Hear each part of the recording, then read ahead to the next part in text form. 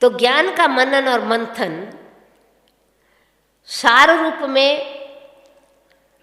कौन हूँ, किसकी संतान हूँ, कितना सौभाग्यशाली आत्मा हूँ, भगवान का बच्चा हूँ, भगवान की भगवती हूँ, बाबा मेरा बागबान मुझे चैतन्य फूल बना रहा है। आपको ऑटोमेटिकली बाबा के साथ जो अनेक प्रकार के शिक्षक के रूप में बाबा अपने आप को टाइटल देते हैं अथवा अपना प्रोफेशन बताते हैं,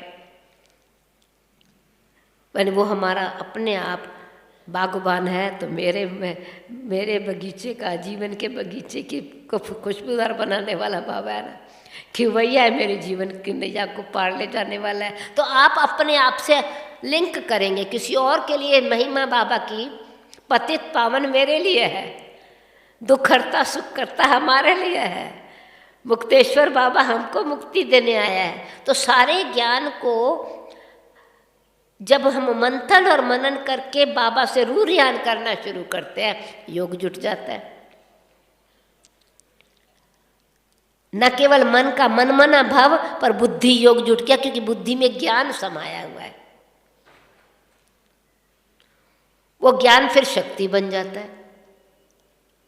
तो दूसरे हाथ में जो है वो योग शक्ति है, इसलिए दूसरे हाथ में विष्णु जी के हाथ में क्या है? गदा, शक्ति स्वरूप है, महावीर स्वरूप है। हनुमान जी के हाथ में भी गदा है, गणेश जी के हाथ में भी गदा है, दुर्गा जी के हाथ में भी गदा है।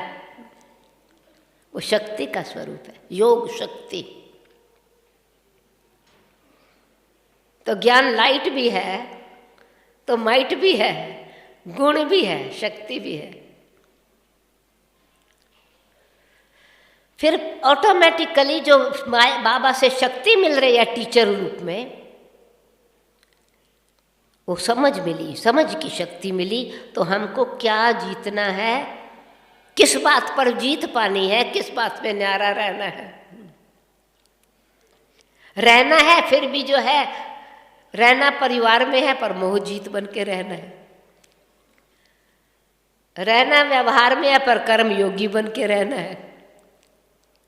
रहना परिवार में है पर गृहस्थी बन के नहीं रहना, ट्रस्टी बन के रहना है। तो वो जो टीचर का जो होमवर्क है वो करना शुरू कर देते हैं ना, प्रैक्टिकल। प्रैक्टिकल तो फिर गृहस्थ व्यवहार में रहते हुए कमल हृदय, कमल नयन, कमल कर कमल, चरण कमल, यानी वो जो कर्म इंद्रियां जो पहले विकारों के कारण मैली हो जाती थी, अभी जीवन कमल फूल समान बना। तो संबंध अगर है तो वो जीवन में रहते हुए दुख का अनुभव नहीं होगा, वैराग वृत्ति होगी, परमात्म प्यार का अनुभव, जैसे न्यारे और प्यारे बन गए।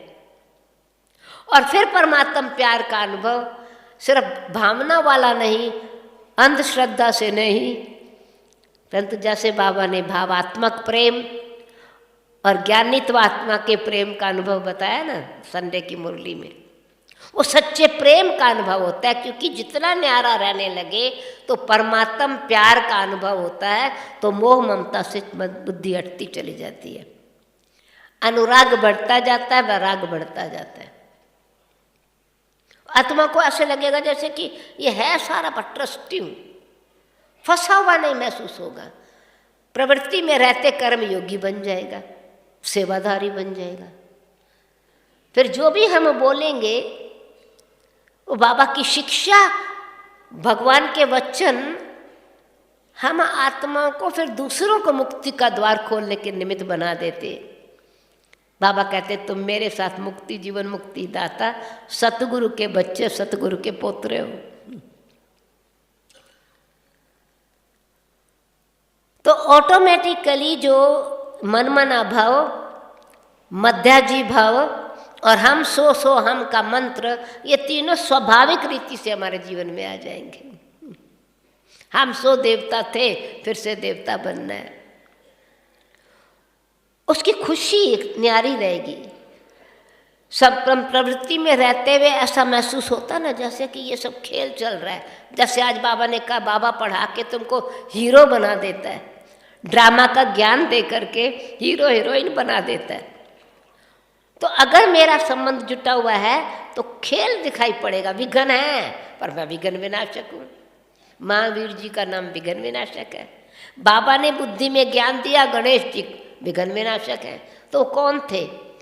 हमको बाबा ने बनाया ना, मरजीवा बना के।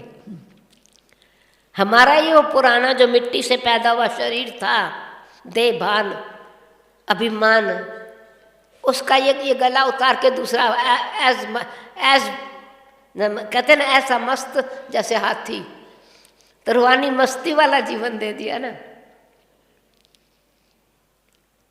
तो इंद्रियों का जो देखने का तरीका वो बदल गया, तो अति इंद्रिय सुख का अनुभव होने लग जाता है।